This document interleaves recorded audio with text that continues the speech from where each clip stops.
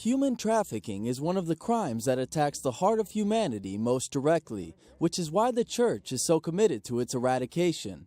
These are the words of Cardinal Vincent Nichols, president of the Santa Marta Group that has just finished its annual meeting in the Vatican. The Cardinal highlights that trafficking is not limited to the Third World, but rather is global.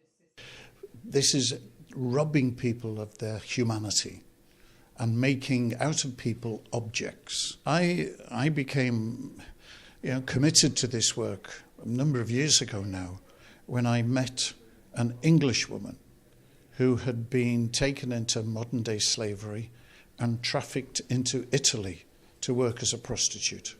So I did not think of that as human trafficking.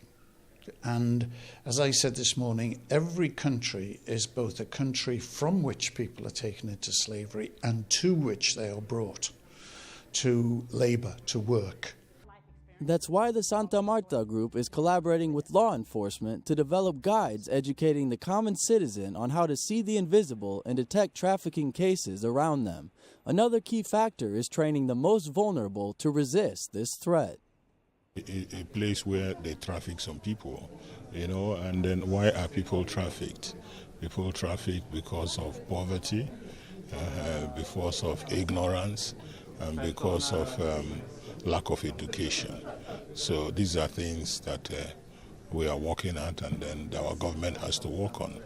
The church, on the part of the church tries to create education, to educate people, to tell them that this is wrong. Because those who come to convince them, try to convince them that everything is right about it. Although the numbers are alarming and the business is increasingly more sophisticated and underground, there are reasons for hope. And then that's what they're pointing to people.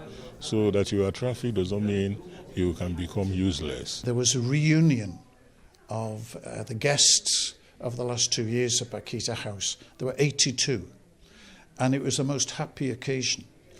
And perhaps the simple symbol of it was there was a 2-year-old baby there. And this was from a Nigerian woman who was rescued. She was pregnant and she stayed at Paquita House and her baby was born and she brought the baby to the party. And she'd called her little daughter Paquita. As these bishops remind, modern slavery can be combated, and its victims, as with St. Josephine Baquita, can always start over.